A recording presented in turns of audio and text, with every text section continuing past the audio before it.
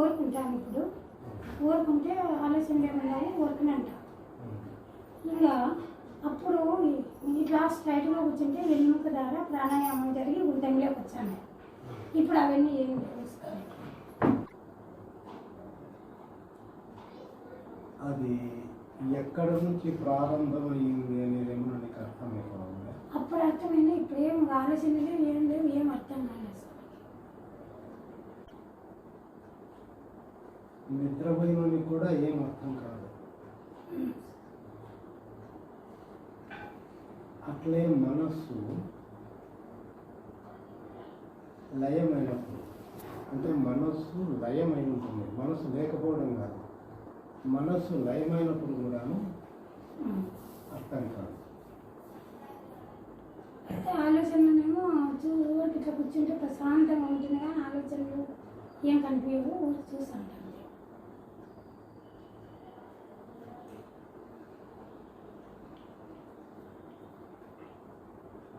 ఇక్కడ ఆలోచనలు లేవు, ఊరిక చూస్తుంటాము అనేది నీకు ఎప్పుడైతే తెలుస్తుందో అనిపిస్తుందో అప్పుడు మనస్సు ఉంది అని అర్థం. కానీ మనస్సు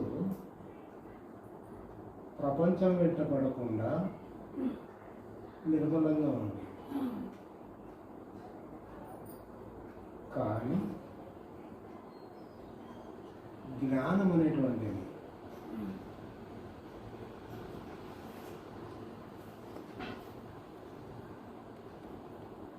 మనసును ఆధారం చేసుకొని మనసు అనుభవాలను ఆలోచన చేసి నిర్ణయం చేసేకి అది జ్ఞానం కాదు. జ్ఞానం అనేటువంటిది ఆలోచనలకు మనస్సుకు సంబంధం లేని జ్ఞానం అవుతుంది. కాబట్టి ఇవన్నీ ఆలోచనలు తగ్గిపోవడం అంటే మనసు నిర్మలంగా ఉన్నప్పుడు ఆలోచనలు తగ్గిపోతూ వస్తాయి. కానీ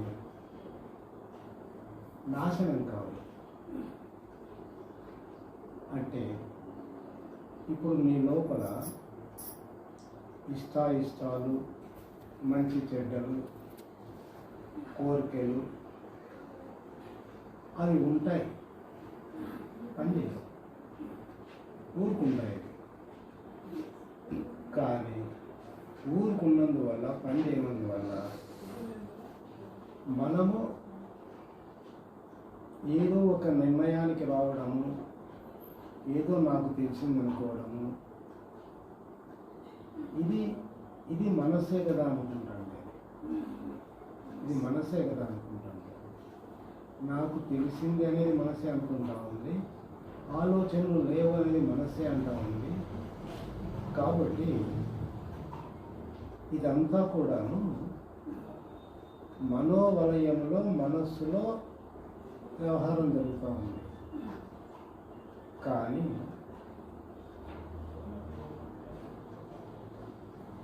జ్ఞానం అనేటువంటిది, అంటే దివ్య జ్ఞానం లేదు, మనిషికి ఉండేటువంటి జ్ఞానం లేదు. దివ్య జ్ఞానానికి దీనికి సంబంధం లేదు.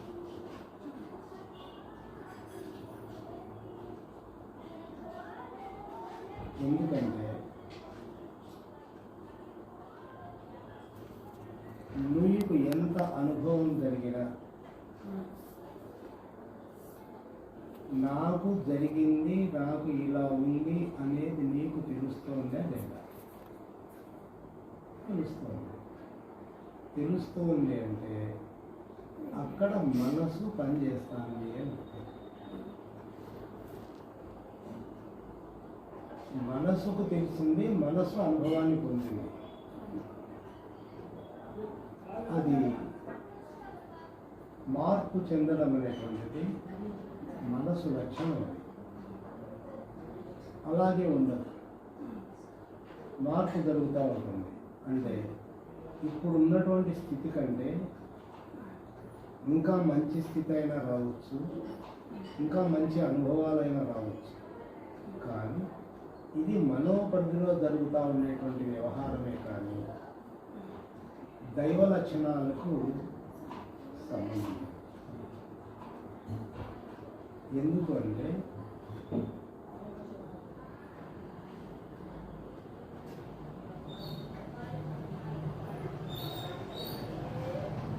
మనస్సు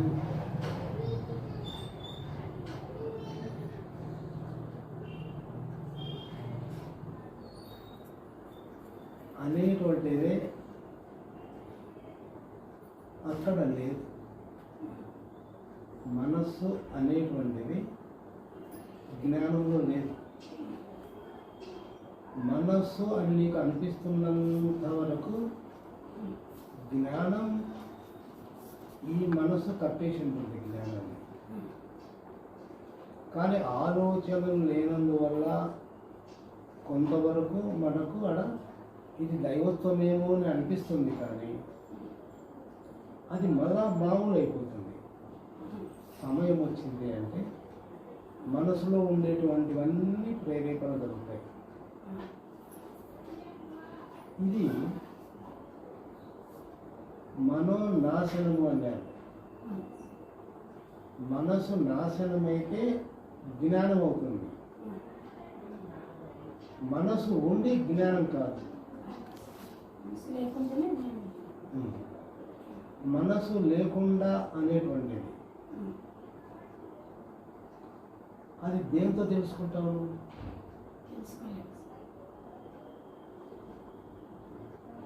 తెలుసుకోలేదు. తెలుసుకోకపోయినా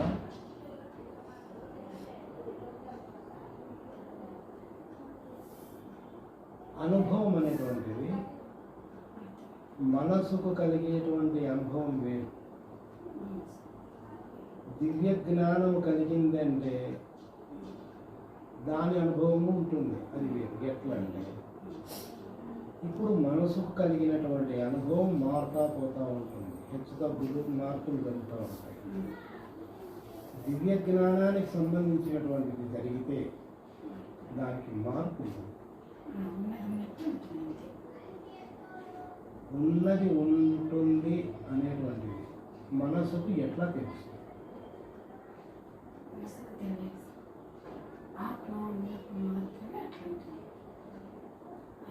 ఇవన్నీ మనసుకే.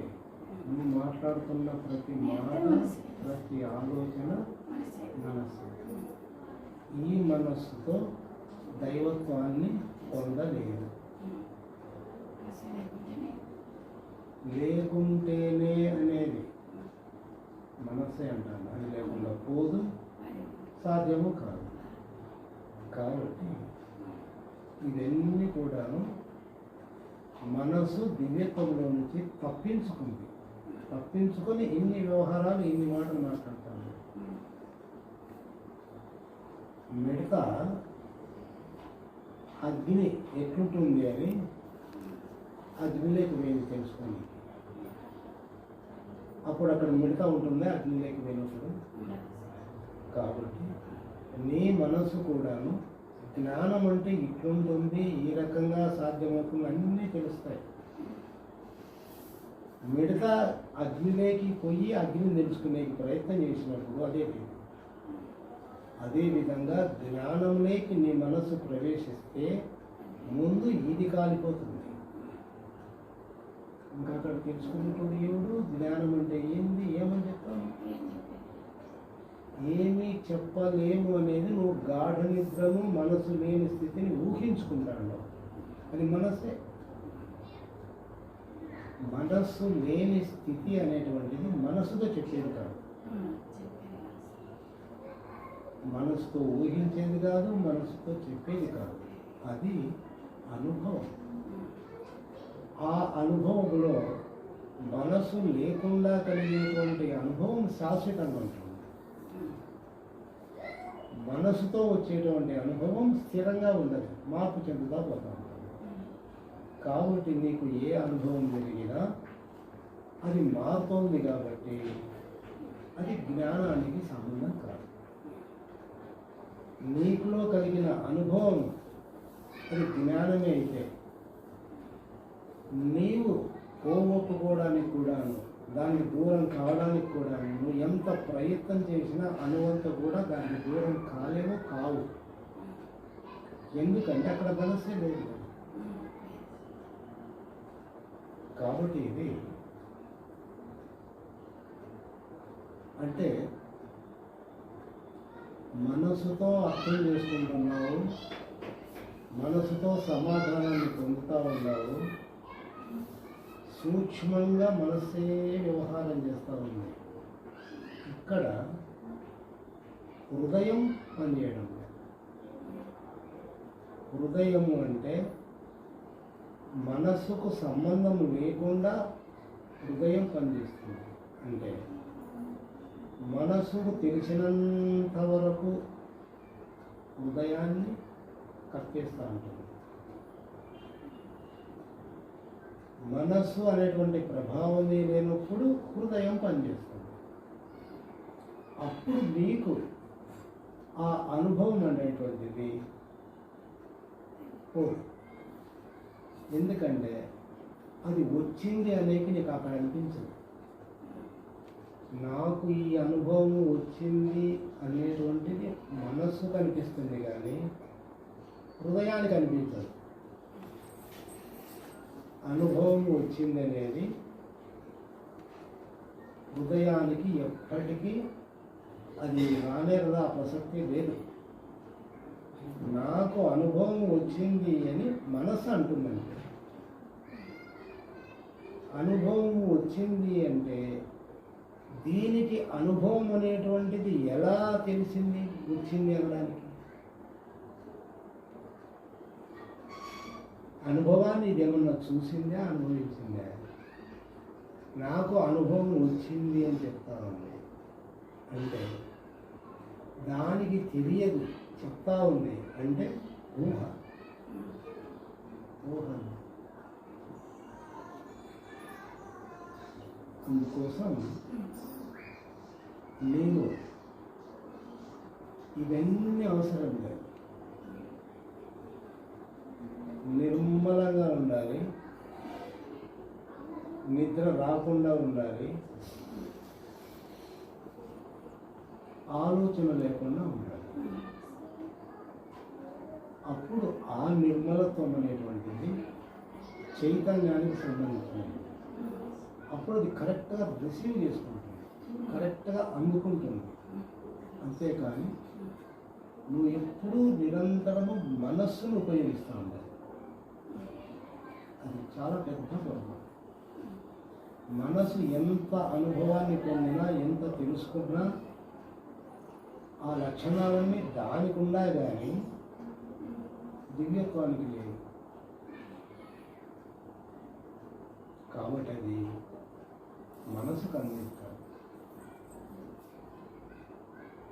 మనసుకు అతేది కాదు, మనసుకు సాధ్యము కాదు. అందుకోసం హృదయం పనిచేయాలి.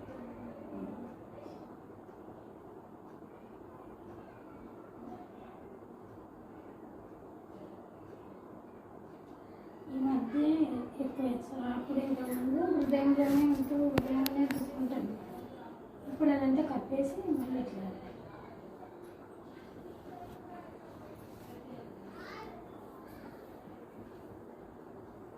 నీవు ఏం మాట్లాడినా నీ మనస్సు గురించి, నిన్ను గురించి, నీ అనుభవాన్ని గురించి మాట్లాడాల్సిందే కదా. ఎవరికి అవసరం? నీకు అవసరమైనప్పుడు నువ్వు చెడిపోతావు. నీకు అవసరం లేదు, ఇతరులకు అవసరం లేదు, దేవునికి అసలే అవసరం లేదు. కాబట్టి చెత్తను ఎందుకు నువ్వు పోగు చేస్తాను? అది చెత్త, అది కాదు కావాల్సింది. నీ అనుభవం అనేటువంటిది నీ మనస్సుకు నీకు సంబంధించింది.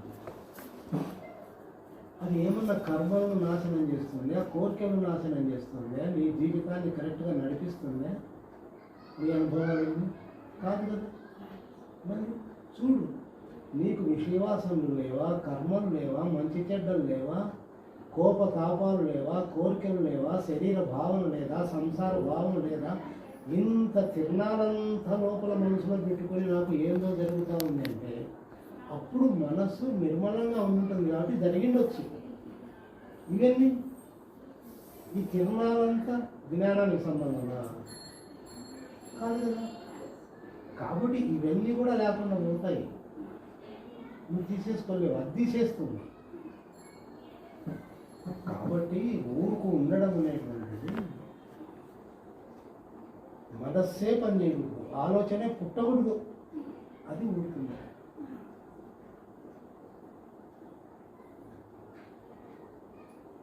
నాకు ఇంతకు మునుపు ఆ అనుభవం కలిగింది, ఈ అనుభవం కలిగింది అంటే మనస్సు కదా గుర్తు తెచ్చుకుంటుంది. మరి మనస్సు ఉంది కదా, జరిగిపోయిన దాన్ని నీ అనుభవాన్ని మళ్ళా నువ్వు చెప్తున్నావు అంటే అది మనసు లేని చెప్పేకి లేదు. అది ఆలోచన చేసుకొని గుర్తు పెట్టుకొని నువ్వు మాట్లాడతావు. ఇప్పుడేమో నువ్వు మన ఆ స్థితికి నువ్వు దూరం అయినట్లే కదా. దూరమైనప్పుడు దాని గురించి మాట్లాడినప్పుడు తిరిగి నీకు ఆ అనుభవం రాదు కదా. మరేం ప్రయోజనం? నీ అంతకు నువ్వు సమర్థించుకోవడం, నీ అంతకు నువ్వు నిర్ణయాలు చేసుకోవడం జరుగుతుంది. కానీ భగవదాజ్ఞను, భగవంతుని నిర్ణయాన్ని, భగవత్ కృపను ఎక్కడ గమనిస్తాము? అది కదా మనకు కావాల్సింది.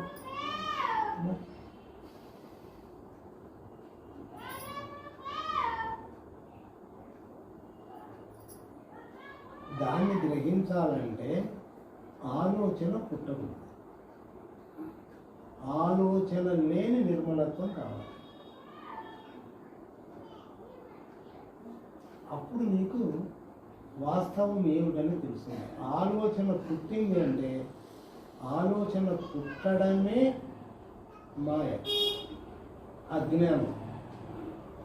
ఇంకా ఆ ఆలోచన పుట్టిన తర్వాత అజ్ఞానం ఆడ ఉంది. ఇంకా జ్ఞానం ఎక్కడి నుంచి వస్తుంది నీకు? అంతా అజ్ఞానమే, అంతా మాయ.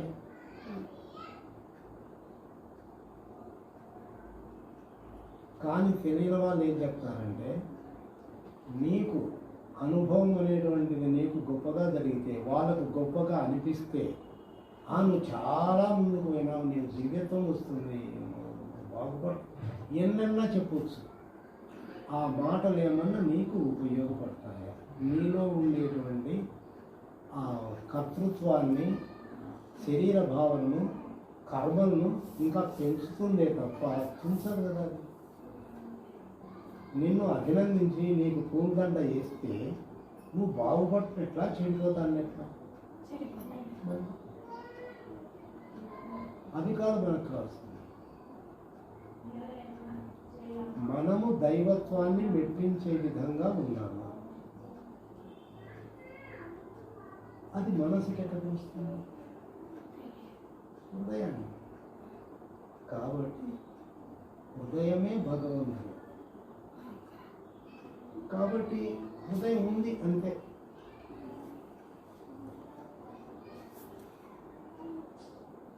దానికి నిర్వచనాలు, ఆలోచనలు, నిర్ణయాలు ఇవన్నీ ఏం సంబంధం?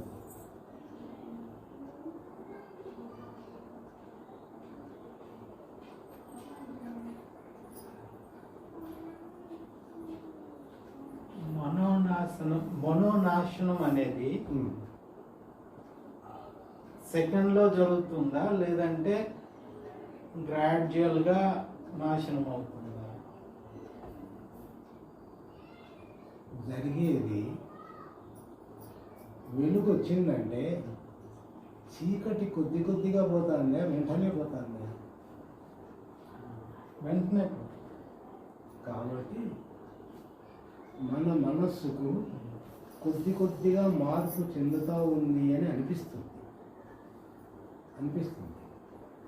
కొద్ది కొద్దిగా నేను మారుతాను, మార్పు వస్తూ ఉంది, నేను దైవత్వానికి దగ్గర అవుతాడా, మనసు లేకుండా చేసుకుంటాను అనేటువంటిది జరుగుతూ ఉంటుంది. ఆ సమయం వచ్చినప్పుడు మొత్తం మాయమైపోతుంది. అంటే నీవు ఎంత అభివృద్ధి చెందినావు అనేటువంటిది ఇవన్నీ ఒట్టి మాటలు. అప్పుడు అది తెలుస్తుంది నీకు. ఇది ఒకేసారి వచ్చింది అనేది నీకు అప్పుడు తెలుస్తుంది. అది తెలియనప్పుడు గ్రాడ్యువల్గా నాలో శక్తి పెరుగుతూ ఉంది, నా సాధన ముందుకెళ్తున్నాను అని అనిపిస్తుంది అనమాట. అందువల్ల సాధకులు ఏమనుకుంటున్నారంటే క్రమేణా మార్పు జరుగుతూ ఉంది, బాగుపడతావు అని అంటారు. ఎందుకంటే మనస్సు ఉంది, మనోపరిధిలో కొనసాగుతుంది కాబట్టి. కానీ జరిగేది మాత్రం సూర్యుడు వచ్చినాడు, వెలుతురు వచ్చిందంటే చీకటి లేదంతే. అంటే క్షణకాలంలో అంతే. ఆ క్షణం అనేటువంటిది దాన్ని చేరుకోవడానికి నువ్వు లెక్కాచారం వేసుకుంటూ వస్తావు. మరి సాధన అని చెప్పి క్షణకాలంలో జరిగేదానికి సాధన అని అంటున్నారు. సాధన చెయ్యాలి అని అంటున్నారు. సాధన దేనికోసం? క్షణంలో జరిగే దానికోసం కాదు. నీలో ఉండి నువ్వు సొంతంగా తెచ్చుకునేవే కర్మలు, విషయవాసనలు, సంస్కారాలు, శరీర భావన, దాంట్లో పోగొట్టుకోవడానికి సాధన. దైవత్వం కోసం కాదు. అది ఉంది, ఇది పోయిన తక్షణమే అది అయిపోతా ఉంటే వెంటనే నువ్వు దీని అన్నట్టు వదులుకోలేవు. కాబట్టి అప్పుడేమనిపిస్తుంది, నాలో కోపం తగ్గింది, అసూయ తగ్గింది, కోరికలు తగ్గినాయి, ఎక్కువ మాట్లాడడం కూడా తగ్గిపోతూ ఉంది. ఇట్లా నిన్ను నువ్వు ఆలోచించడం చేసుకుంటూ నేను మార్పు చెందుతున్నాను అని నువ్వు అనుకుంటూ పోతావు. చివరికి ఏమవుతుందంటే ఆ శక్తి నీలో పనిచేస్తుంది, వెంటనే ఇది మాయమైపోతుంది, వెంటనే అదృశ్యమైపోతుంది. అప్పుడు అది క్రమేణా ఆ స్థితికి వచ్చిందా అని తిరిగి చూస్తే అసలే లేదు, అసలే లేదు. ఇంకా క్రమేణా అయింది ముందు అనిపిస్తుంది అంతే. అది జరిగేది మాత్రం క్షణంలో జరుగుతుంది. కానీ ఇవన్నీ వృధానా కాదు. నువ్వు పోగొట్టుకుంటా ఉండేది నీకు తెలుస్తూ ఉండేది నీకు మాత్రమే నిజం అనిపిస్తానే ఉంటుంది. ఆ నిజం అనేటువంటిది మనస్సుకు సంబంధించింది, దైవత్వానికి సంబంధించింది నిజం కాదు. అది పని చేసినప్పుడు టోటల్ అబద్ధం అనిపిస్తుంది. అంటే ఇది లేకుండా పోతుంది, ఇంకా అనిపించేది లేదు, కనిపించేది లేదు. దేని స్వరూప స్వభావాలు అన్నీ నాకు అదృశ్యమే.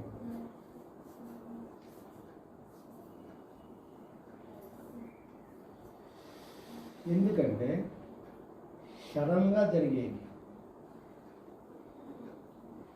భగవాన్ అన్నాడు, కర్మ పరిపక్వమైనప్పుడు, ప్రారబ్ధ కర్మ నశించినప్పుడు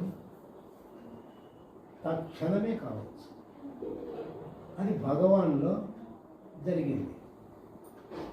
సాధన లేదు, ఏం లేదు. క్షణంలోనే మరణానుభవం జరిగింది, అయిపోయింది. అంటే అక్కడ మనం కానీ భగవాన్ కానీ అనుకోండి ఏంటంటే ముందు జన్మలో నేను ఏం చేసుకున్నాను ఇప్పుడు ఫలించండి అన్నారు.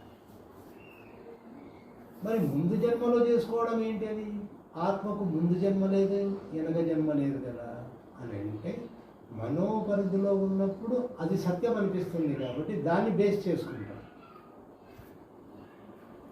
కానీ అది లేదు, ఇది లేదు, అది ఫైనల్, అది లేదు. కాబట్టి అదే భగవాన్ అన్నాడు, ఇంతవరకు శరీరం నేను అనుకున్నాను, మరణానుభవం నాకు వచ్చినప్పుడు ఏ శరీరం అయితే నేను అనుకున్నానో దానికి ప్రాణం పోతా ఉంది. ప్రాణం పోతా ఉంది అంటే కాళ్ళు నీలక్కపోతూ ఉన్నాయి, చలనం లేదు. క్రమేణా శరీరం అంతా జడమైపోతూ ఉంది, అంటే ప్రాణం ఉపసంహరింపబడతా ఉంది. ఉపసంహరింపబడేటువంటి భాగం అంతా కూడాను అది శవమైపోతూ ఉంది. కదలిక లేదు, స్పర్శ లేదు, ఏం లేకుండా పోతా ఉంది. అట్లా శరీరం అంతా మరణానుభవం వచ్చేసి చలనమే లేదు, శవం అయిపోయింది. చివరలో ఆ శరీరం ఇంతవరకు నేను అనుకున్నాను కదా, ఇప్పుడు శరీరం లేకుండా నేను ఎవరిని ప్రశ్న పుట్టాను. శరీరం పోతాను కదా, ఇప్పుడు శరీరం నేను అనుకున్నాను కదా ఇంతవరకు. ఇప్పుడు శరీరం నేను కాదు, ఎందుకంటే దీన్ని తీసుకుపోయి ఇంకా కాలుస్తారు. కానీ నేనెవరిని? శరీరం లేనప్పుడు నేనెవరిని ప్రశ్న పుట్టింది. అలాగే నీకు శరీర భావన లేకుండా నేనెవరు పుట్టానంటే కొట్టేస్తాను.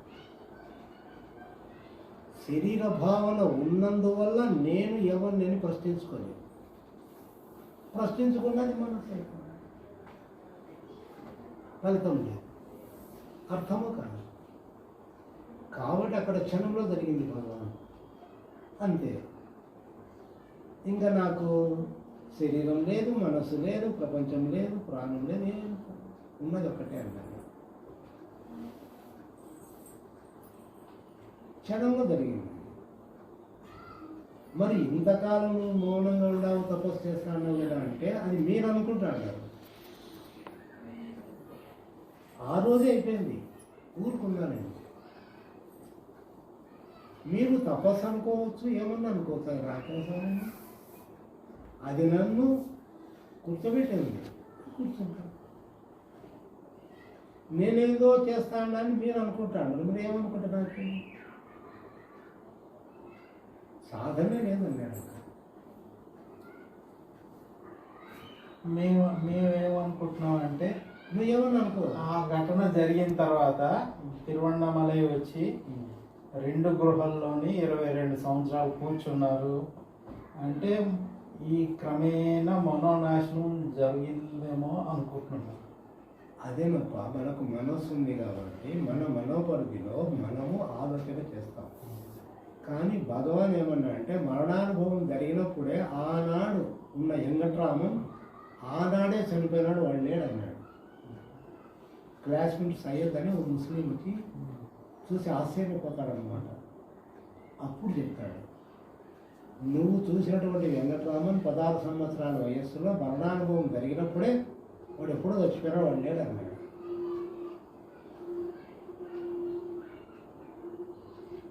మళ్ళా అప్పుడు మిమ్మల్ని 10 సంవత్సరాల నుంచి కలుస్తాం అరుణాచలం. అంతకుముందు విపరీతమైన కామ కోరికలు అవన్నీ ఉండేది అన్నమాట. ఇప్పుడు అవి అడ్రస్ లేదు, ఉండిందేమో ఇంకా రూట్ లెవెల్లో, కానీ ఇప్పుడు అవన్నీ అడ్రస్ లేవు. మనోనాశనం అవుతుందేమో అనే ఆ థాట్లో ఉన్నాను.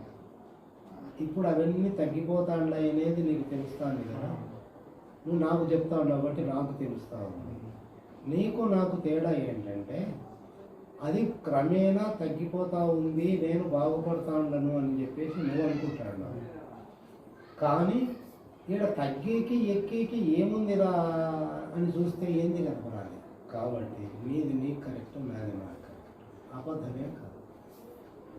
ఎందుకంటే ఒకేసారి ఎవడు కూడాను దాన్ని నాశనం చేసుకోలేడు. భగవాన్ మొత్తం టోటల్ కర్మలు జన్మలు ఏమేమి ఉన్నాయో అన్నీ ఒక్కటేసారి కలిపేటాయి.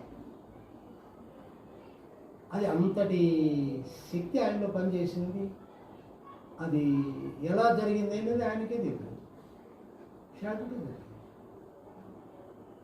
కాబట్టి అది జరిగేది శ్రమగా జరుగుతుంది. అయితే ఇవన్నీ మార్పులు మనకు గ్రహిస్తా అన్నాం, మనకు మనసు ఉంది కాబట్టి.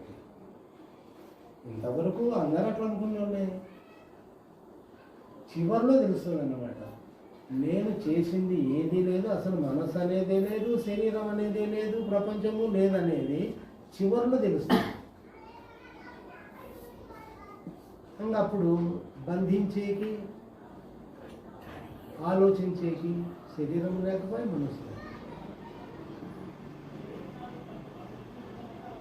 ఇది అర్థమవుతుంది అందరికీ, కానీ అనుభవం కావాలి.